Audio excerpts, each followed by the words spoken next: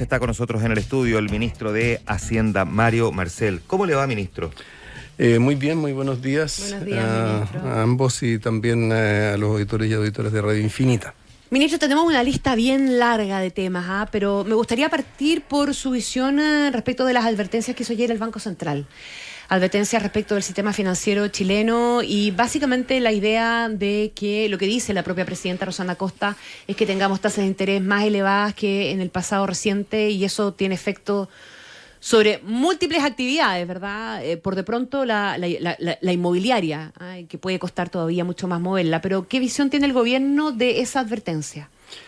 Sí, bueno, primero tenemos que tener claro, y esto yo lo expliqué durante casi 6 años, el informe de... Cuando era presidente del Banco Central en su pasado reciente. El informe de estabilidad financiera es un informe que, a diferencia del IPOM, en lugar de proyectar un escenario más probable, es un informe de riesgos. Y por lo tanto es natural que el informe de estabilidad financiera haga advertencias sobre distintas cosas. Y encienda alarmas. Exactamente.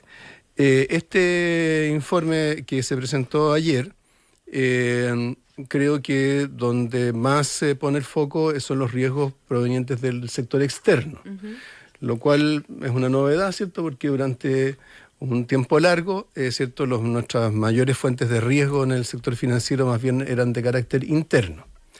Y cuando la presidenta del banco hace referencia a la posibilidad de tasas más largas, o sea, más altas, es porque, ¿cierto? A nivel global, todavía, ¿cierto? Estamos en un periodo en el cual todavía no hay señales muy claras de cuándo la Reserva Federal de Estados Unidos va a comenzar a normalizar su política monetaria. Y mientras eso ocurra, ¿cierto? Las tasas van a permanecer relativamente altas. Ahora eso, por supuesto, tiene implicancias para nuestra economía, especialmente en lo que son las tasas de más largo plazo. Ella hacía referencia a que hemos estado con una tasa para bonos a 10 años del orden del 6%, que por supuesto que es bastante alto. Y eso incide sobre los créditos de más largo plazo, particularmente el crédito hipotecario. Claro. Por eso es que las tasas hipotecarias, si bien han tendido a estabilizarse, no han tenido una baja significativa, pese a que las tasas de política monetaria sí han bajado significativamente. Entonces, bueno, eso es algo para lo cual hay que estar preparado, hay que tener alternativas, ¿cierto? Los distintos agentes económicos tienen que tener estrategias para enfrentar este tipo de escenarios. Por ejemplo, en el mercado de renta fija para bonos corporativos ha estado muy débil. Y las empresas han estado emitiendo fuera de Chile. Las empresas más grandes han estado emitiendo fuera de Chile. Por supuesto, no todos tienen el lujo de poder emitir fuera de Chile. Las empresas medianas que se financian en el mercado local enfrentan costos financieros más altos.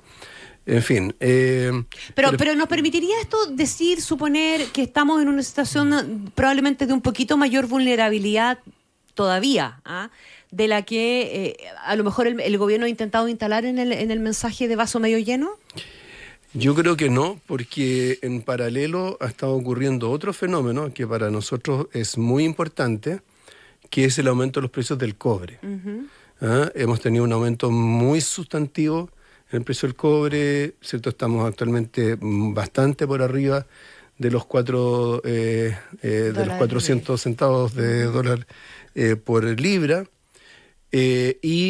Todos los analistas indican que esto es algo que va a durar durante un buen tiempo, que tiene que ver fundamentalmente con las restricciones del lado de la oferta a nivel global.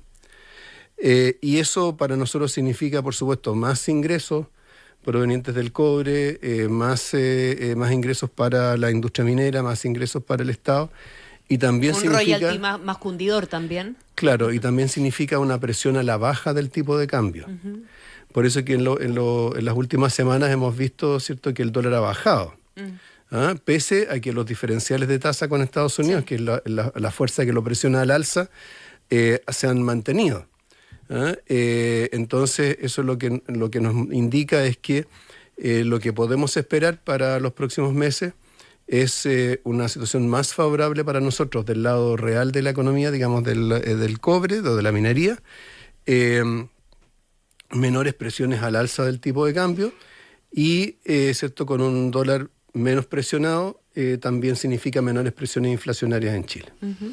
Ministro, déjeme ya también a otro tema de la coyuntura, pero que es relevante y me gustaría aquí una mirada desde arriba, no desde el centro ni desde la investigación propiamente tal, pero la Fiscalía Nacional Económica esta semana entregó detalles a propósito de una denuncia que afecta fundamentalmente a dos compañías por supuestamente coludirse en el mercado de los gases industriales y medicinales. Sabemos que el que la propia Fiscalía pueda detectarlo y presentar las denuncias es un avance importante respecto de cómo logramos detectar este tipo de actividades que son ilícitas, ¿no? Pero cuánto daño reputacional también al mismo tiempo le provoca a nuestra economía y al país el que nos encontremos de nuevo con un episodio de colusión. Bueno, yo creo que más allá del tema del prestigio, o sea, creo que nos tenemos que preocupar de que estas conductas ocurran. Y hay que tener claro que la denuncia de la Fiscalía Nacional Económica es producto de una investigación, no es simplemente algo que apareció de pronto. Claro, que nos encontramos accidentalmente con el tema. Claro, por eso digo que ahí hay algo, digamos, positivo que destacar, ¿no? Que somos capaces de detectarlo. Así es, y somos capaces de detectarlo porque con el correr del tiempo hemos ido construyendo una institucionalidad antimonopolio que se ha ido fortaleciendo. Entre otras cosas, por ejemplo, en este caso, ¿cierto? Se hizo uso de la delación compensada. Es decir, que uno de los participantes en esta colusión hizo la denuncia, a partir de ahí se desarrolló la investigación y viene, ¿cierto?, ahora la acción de la Fiscalía Nacional Económica. Esto lo menciono porque en otro campo estamos teniendo, ¿cierto?, una discusión en el proyecto de cumplimiento tributario, por ejemplo, estamos teniendo una discusión sobre también delación compensada y denunciante anónimo. Muchos han planteado en torno a eso que, en fin, que es muy complicado, que generaría como una industria de denuncia. En el caso de la legislación antimonopolio, esto lo tenemos hace tiempo. Ha permitido descubrir los casos más graves de colusión. Lo tenemos también en la Comisión para los Mercados Financieros. Hace poco la presidenta de la CMF informó sobre sobre las compensaciones que se habían entregado económicas a las personas que habían hecho denuncia. Entonces, creo que... Ahora tenemos penas de cárcel también. Además, pero todo esto lo que nos indica es que tenemos que tener una institucionalidad robusta para hacer frente a este tipo de abusos. Y el hecho que se descubran creo que es más valioso porque significa que nuestra institucionalidad está funcionando. Ahora, por supuesto, lo que uno quisiera es que estas conductas no ocurrieran. ¿Y hay algo que pueda estar generando un incentivo a que ocurran, más allá de que hemos venido robusteciendo la capacidad fiscalizadora al respecto?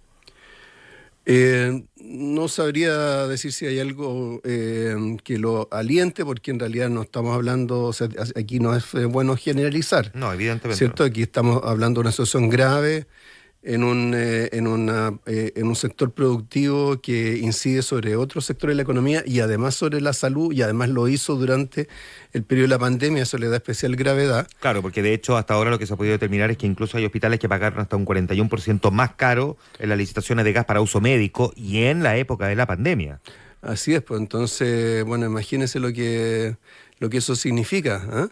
Entonces, yo creo que tener una institucionalidad robusta donde se fortalecen las sanciones a quienes abusan del sistema, como ocurrió, ¿cierto?, con la ley de delito económico hace un tiempo atrás, creo que es algo que nos fortalece para enfrentar, sancionar y prevenir la repetición de esta conducta en el futuro. Ministro, ¿es verdad esa cifra? Y no quiero vincular este caso con crimen organizado, estoy saltando a otra cosa, pero ¿es verdad esa cifra de que el crimen organizado hoy día podría estar en torno al 5% del PIB?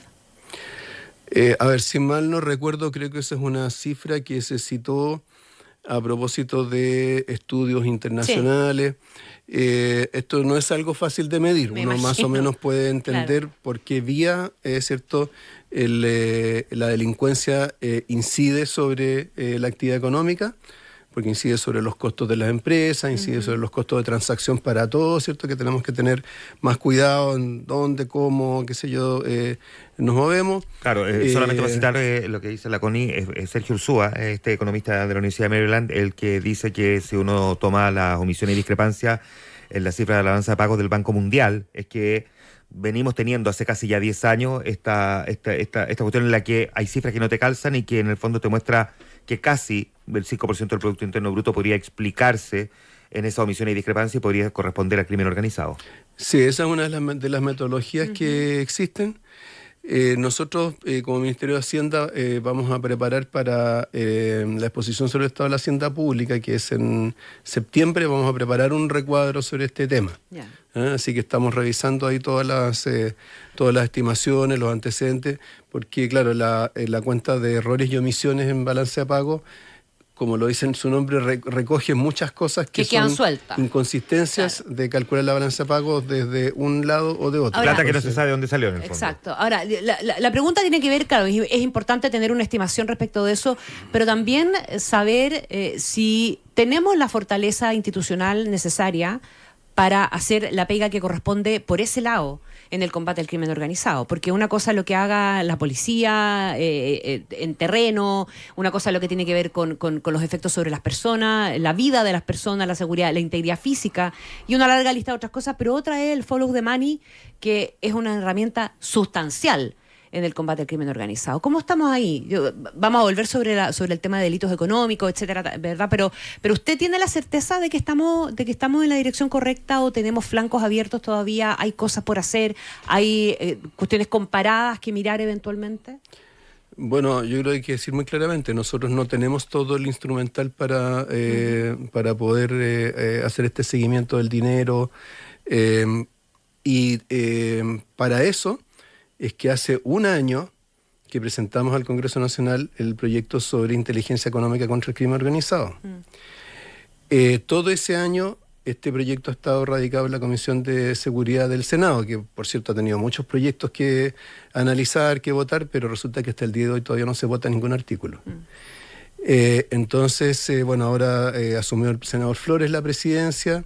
Se acaba de abrir un espacio para indicación. Nosotros presentamos todas las indicaciones que habíamos venido preparando en acuerdo con los asesores, en fin, con los parlamentarios, y espero que finalmente podamos avanzar en esto, porque ¿qué es lo que hace ese proyecto? Lo que hace es que crea unidades de inteligencia en el Servicio de Impuestos Internos, en el Servicio de Aduanas, dotados de mayores facultades, también de mayores exigencias, para que interactúen con la unidad de análisis financiero para detectar ciertos movimientos que sean indicativos de operaciones de crimen organizado.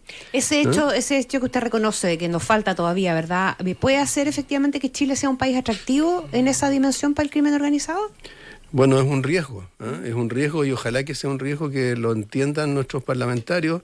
Yo sé que el senador Flores está muy motivado por avanzar con este proyecto, pero es difícil entender que hayamos pasado un año entero sin poder empezar a votar el proyecto en un tema que parece tan central, y donde el potencial de lucha contra el crimen organizado es muy grande, porque es cierto, una cosa es cuando se detecta un delito, pero otra cosa es cuando se trata de crimen organizado que busca, ¿cierto?, un beneficio económico, pero que para eso el dinero tiene que circular por alguna parte. Que es básicamente lo que planteó en algún momento la Contralora cuando habla de estas barberías que funcionan a las 3 de la mañana, digamos. Exactamente. Déjeme preguntarle si hay otra cosa que usted detecte o que crea que está allí que pueda estar generando un cierto incentivo para que el crimen organizado quiera asentarse en nuestro país. Uno puede entender que hay ciertas cosas bien evidentes, ¿no? Fronteras que son más bien permeables, una ausencia de todavía de una cierta legislación con, no sé, la ley de inteligencia, pero hay algo más que podría eventualmente estar permitiendo porque para que el crimen organizado se asiente, como bien dice usted, requiere también las condiciones propias para poder hacer circular esa plata y luego poder blanquearla. ¿Qué otra cosa podría estar ocurriendo en nuestro país que lo permita? Claro, bueno, nosotros somos una economía muy abierta, con un mercado de capital y un sistema financiero bastante profundo, ¿cierto? Y para hacer circular dinero eso es importante, si es que está protegido por ciertas normas de secreto, y en Chile nosotros tenemos, respecto del secreto bancario, un grado de rigurosidad o de estrictez en la aplicación del secreto bancario que la gran mayoría de los países más avanzados no lo tienen. Que es un incentivo para. Exactamente.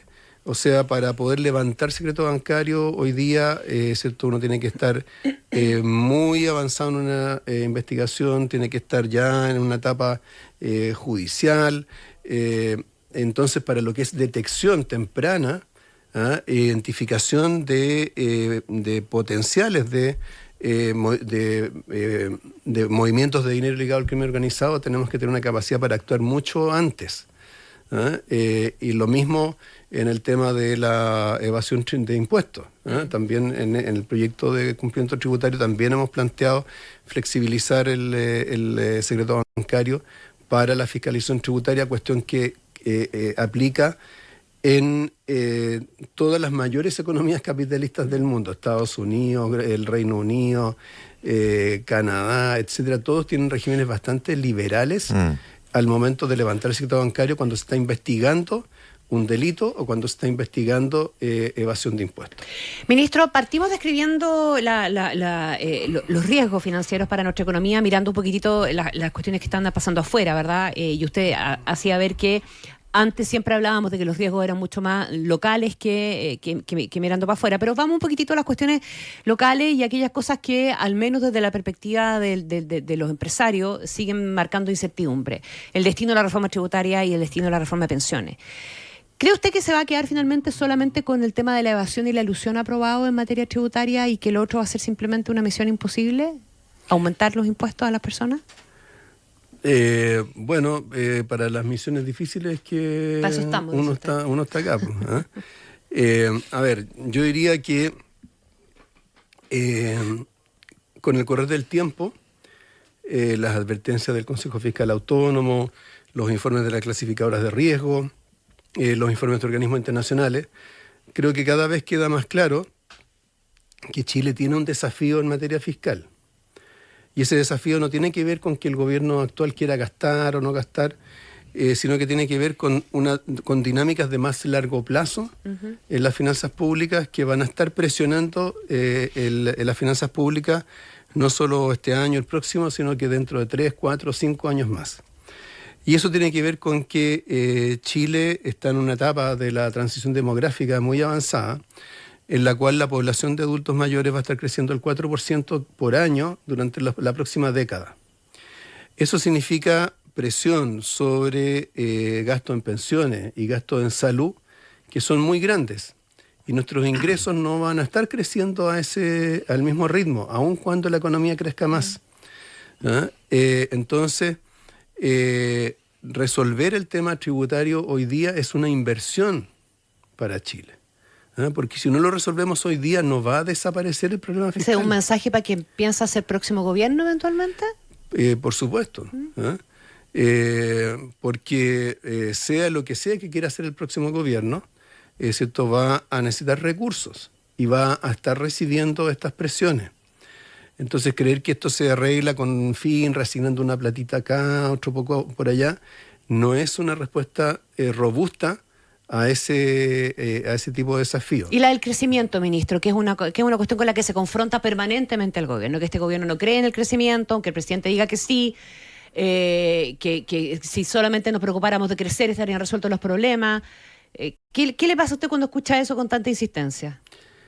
O sea, creo que es un discurso que se apoya en un periodo, en opiniones que ya están pasadas hace ya bastante tiempo. ¿En qué sentido?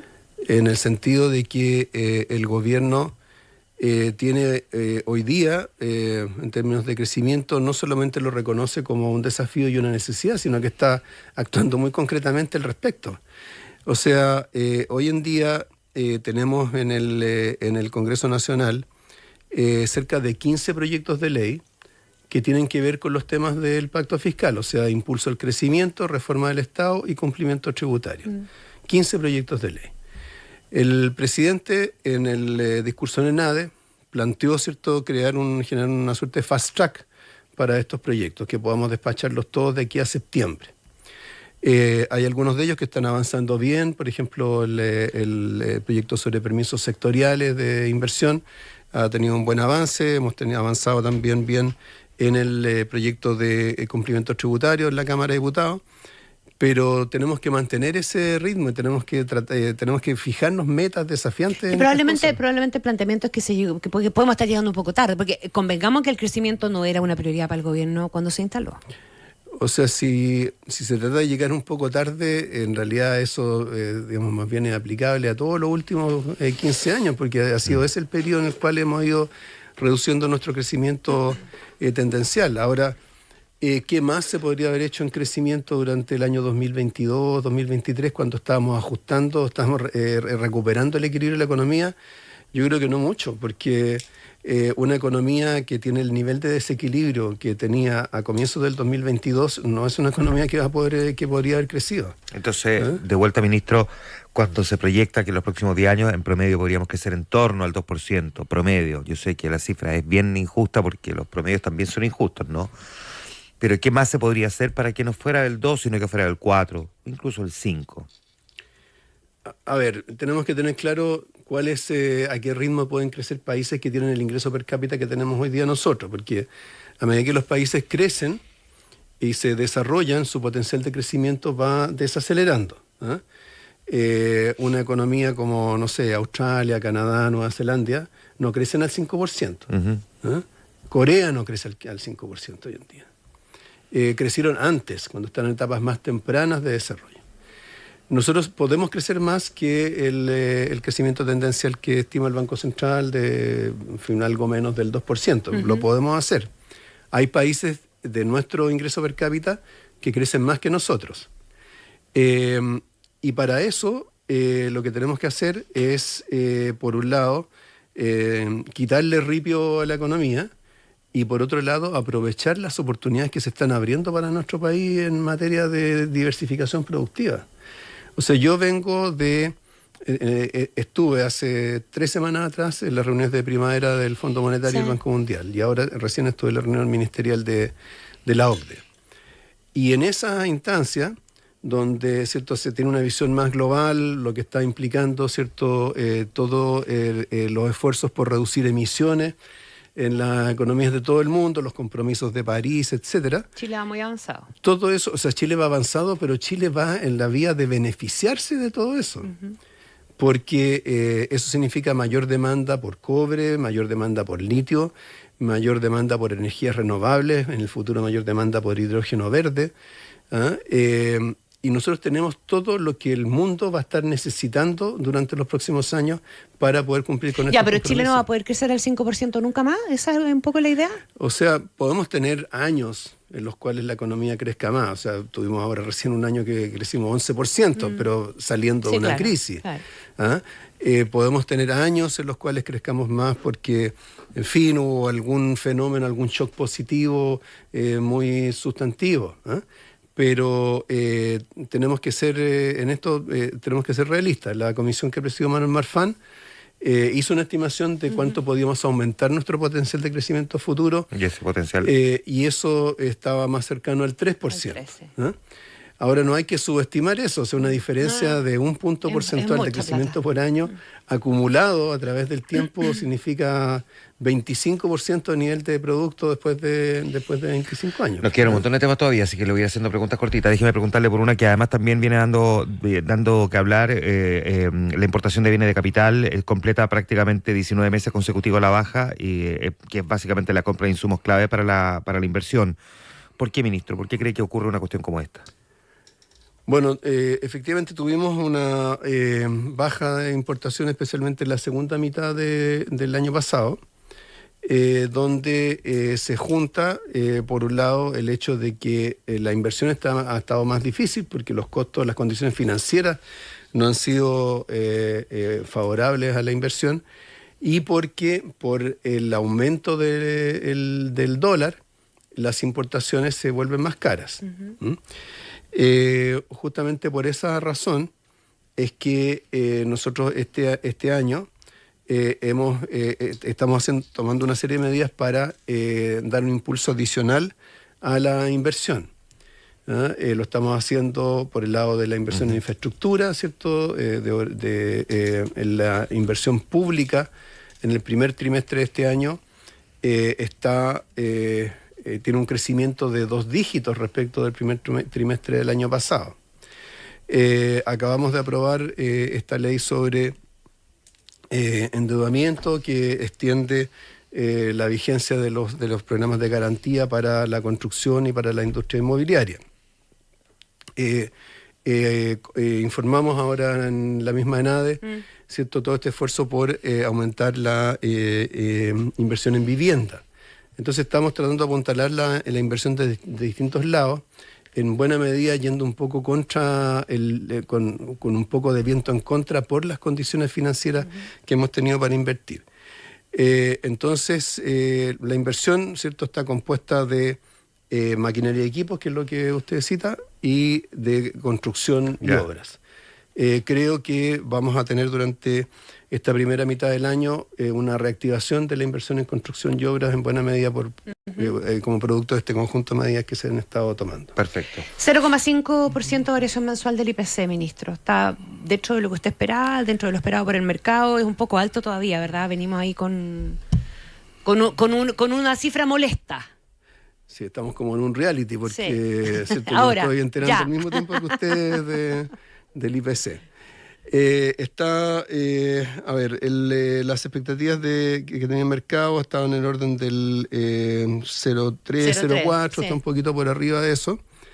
Tendría que conocer los detalles de los movimientos de distintos componentes de precio, pero digamos que para efectos de lo que es la inflación acumulada, seguimos en cifras por debajo del 3,5%. Estamos exactamente en el 3,5% con la nueva canasta de consumo.